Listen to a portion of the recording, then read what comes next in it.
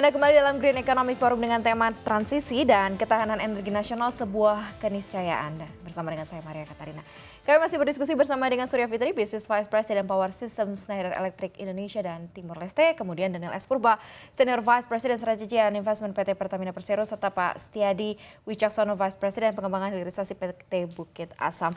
Kita lanjut kembali ya Bapak-Bapak, kita perdalam lagi. Saya mungkin melanjutkan sedikit nih kepada Pak Surya ya. Dimana kalau kita ketahui bahwa akses dari energi masyarakat menuju energi bersih saat ini masih sangat terbatas. Energinya masih diklaim ya tadi kan kita sempat mentionnya mahal, tidak terjangkau.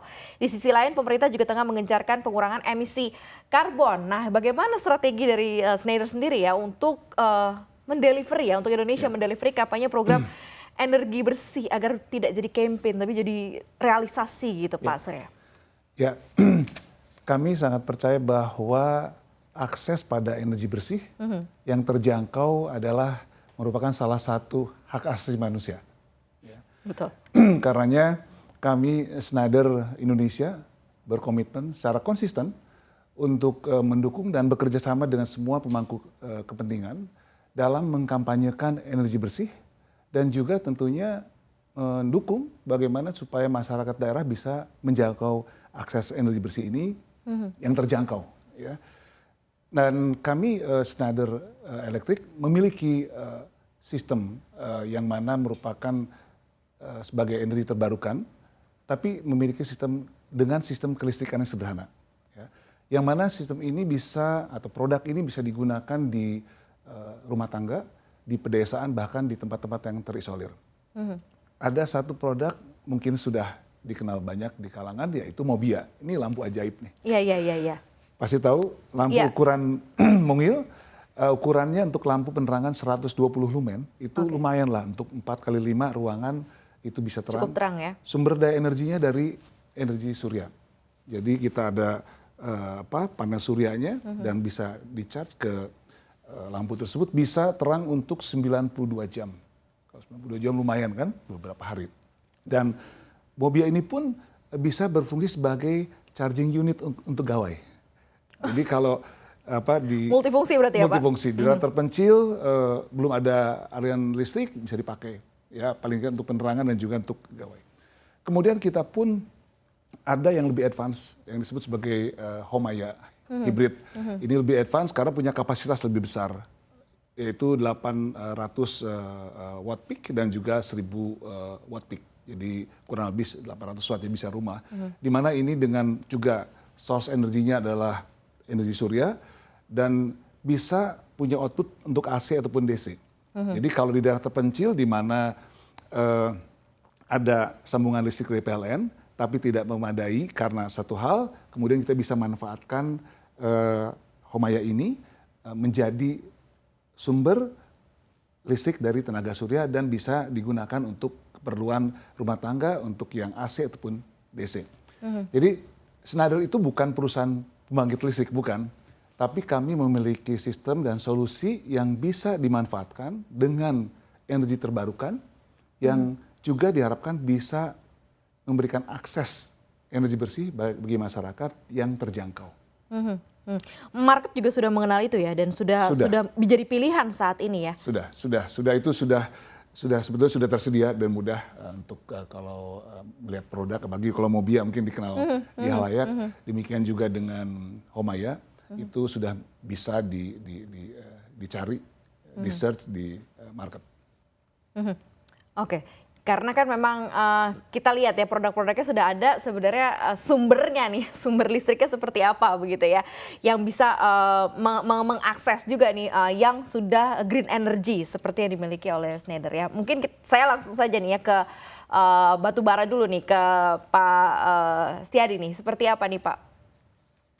Masa depan batu bara pasti kan berarti sudah abu-abu ya, mungkin sudah akan bergeser begitu Pak Setiadi. Iya. Ya ini ada yang bilang industri batu bara itu madesu gitu ya, masa depan suram gitu ya. Jadi memang mungkin ada benarnya, tapi juga mungkin kita harus lihat bersama-sama. Kami sadari gitu ya, secara jangka panjang di target pemerintah porsi penggunaan energi terbarukan akan meningkat, sementara porsi penggunaan energi fosil akan menurun. Nah, oleh karenanya suka tidak suka, mau tidak mau, industri pertambangan batu bara harus beradaptasi melalui langkah-langkah transformasi. Jadi tidak bisa ke depannya industri batu bara hanya bergantung pada penjualan batu bara semata. Nah, kami berpendapat bahwa industri batu bara harus mulai bertransformasi dengan mengembangkan bisnis energi seperti pembangkit listrik tenaga solar di lahan pasca tambang, karena hal ini menjadi hal yang menarik. Industri batu bara seperti kita ketahui memiliki lahan pasca tambang yang sangat besar. Kami di Bukit Asam di Tanjung Enim Site itu punya lahan pasca tambang nantinya sekitar 200 hektar, kemudian juga di Sumatera Barat di Ombilin juga sekitar 200 hektar, dan di Kalimantan Timur itu sekitar 30 hektar. Nah, lahan-lahan ini nantinya ketika sudah tidak digali untuk batu bara, bisa dimanfaatkan untuk pengembangan PLTS. Nah, keuntungannya adalah kita bisa menyediakan tarif yang lebih kompetitif karena lahannya sudah ada di situ. Jadi sudah tidak perlu lagi ada biaya pembebasan lahan. Lahannya sudah ada, tinggal nanti kita cari teknologi yang memang bisa menyediakan tarif yang kompetitif untuk nantinya disalurkan secara B2B mungkin ke PLN. Nah, opsi lain bisa juga melalui industri hilirisasi batu bara seperti yang kami lakukan saat ini dengan Coal to DME, di mana berdasarkan penelitian di tahun 2018 itu diestimasi emisinya bisa lebih rendah 36% dibanding dengan produk LPG.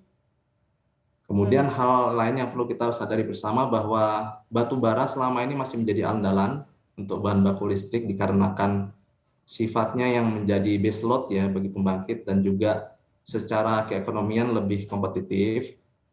Oleh sebab itu, mungkin di masa mendatang tidak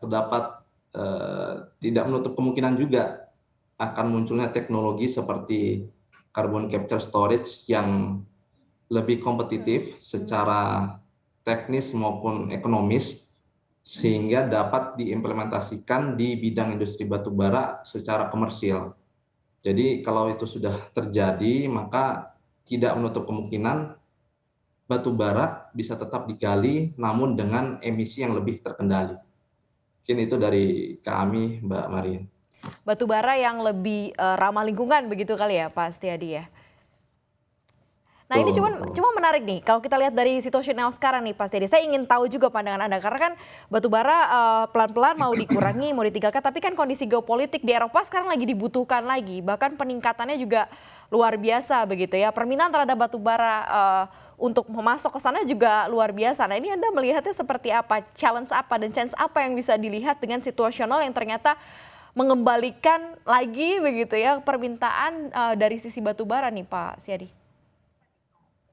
Iya, ini menarik nih isu ini ya. Jadi dulunya dari negara maju, Amerika dan Eropa berusaha untuk mematikan ya, quote on quote, mematikan pembangkit batu bara. Namun dengan situasi geopolitik seperti saat ini, di mana dapat kekhawatiran akan resesi ekonomi di negara Amerika maupun di Eropa, maka beberapa negara Eropa itu sudah mulai sounding ke Indonesia yang melalui APBI terkait kemungkinan untuk mereka mengimpor batu bara dari Indonesia menuju Eropa. Nah, tentunya ini secara jangka pendek kami melihatnya menjadi semacam blessing in disguise ya bagi kami di industri batu bara di Indonesia. Terbuka kemungkinan untuk mensuplai batu bara ke Eropa secara jangka pendek. Namun tentunya situasi ini secara jangka panjang tidak bisa kita harapkan terjadi bertahun-tahun, karena kami yakini juga krisis perang ataupun krisis ekonomi di dunia barat itu mungkin tidak akan terjadi selama jangka waktu yang panjang. Jadi benar kita harus bisa memanfaatkan momentum dalam jangka waktu pendek ini, tapi secara jangka panjang industri batubara di Indonesia harus tetap menyiapkan langkah-langkah transformasi menuju arah yang lebih bersih. Arah dan tujuannya tetap ke sana begitu ya. Memang ada kondisi ketegangan yang membuat kemudian ada opportunity begitu yang bisa dimanfaatkan sebenarnya dari dalam negeri. Sebatas itu, tetapi plannya tetap kepada energi yang lebih ramah lingkungan, energi yang lebih hijau dan lebih bersih begitu ya Pak Setiadi ya.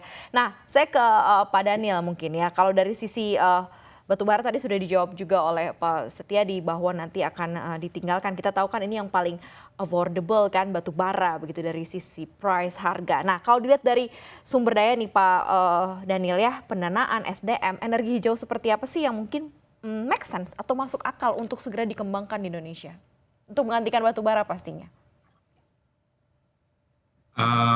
Ya, sebetulnya kita memiliki sumber energi yang cukup besar di Republik kita ini ya.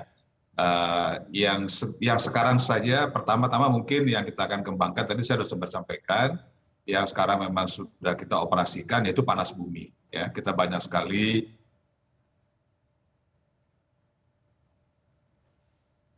Ya, Pak Daniel.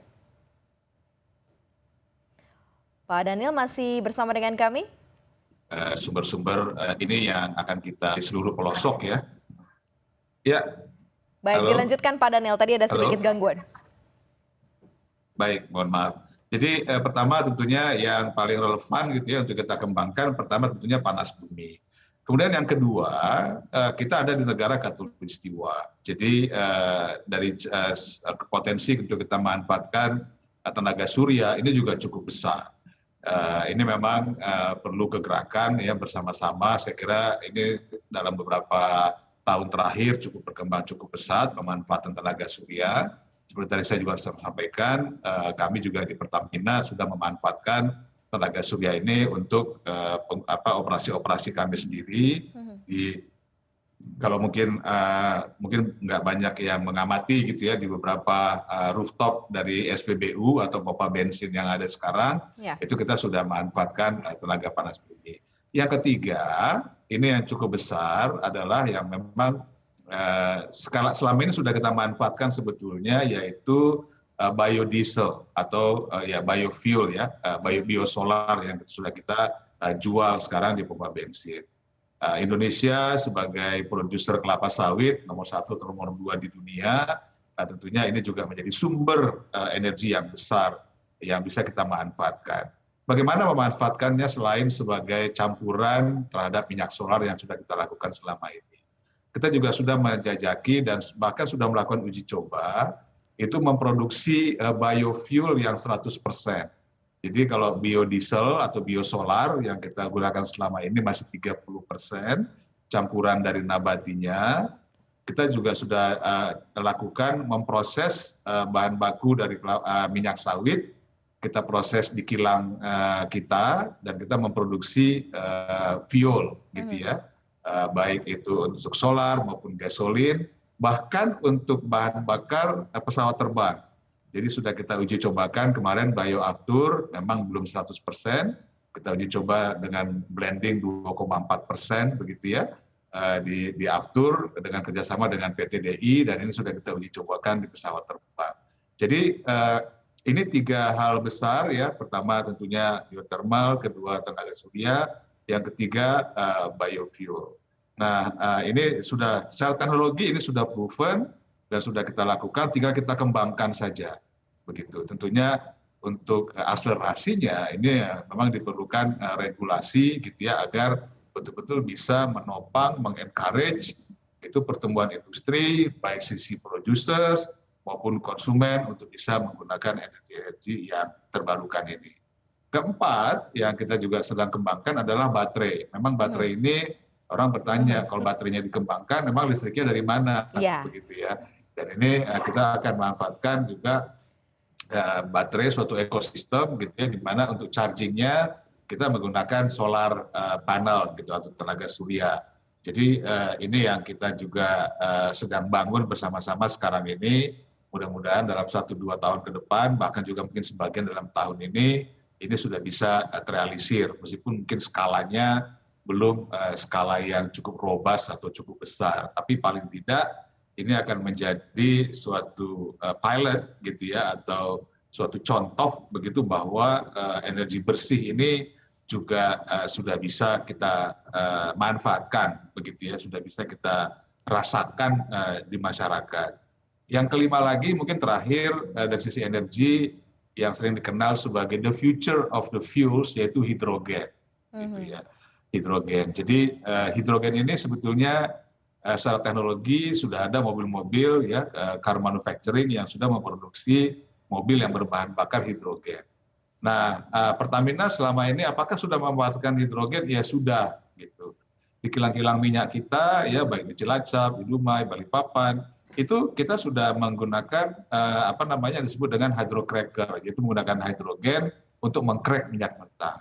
Nah, ke depan ini kita akan memproduksi hidrogen sendiri, begitu ya, dengan menggunakan power yang berasal dari panas bumi, gitu. Jadi ini ada di Sumatera Selatan. Dan hidrogennya nanti kita akan manfaatkan di kilang minyak kita yang ada di Pelaju. Jadi green hydrogen yang kita sebut sebagai green hydrogen. Nah ini yang beberapa konkret action yang sudah kita lakukan ya dalam di Pertamina, di operasional kita gitu, dalam kita mengembangkan energi-energi yang green ini gitu ya, untuk ikut membangun suatu ekosistem green economy. Begitu, Pak. Baik, saya sudah catat begitu sesuatu ya Pak Daniel. Ini cukup menarik sebenarnya untuk kita perdalam. Tapi kita jeda terlebih dahulu, Bapak-Bapak, Pak Surya, Pak Daniel, dan juga Pak Setiadi ya. Kami masih akan membahas lagi lebih dalam. Tetaplah bersama kami di Green Economy Forum.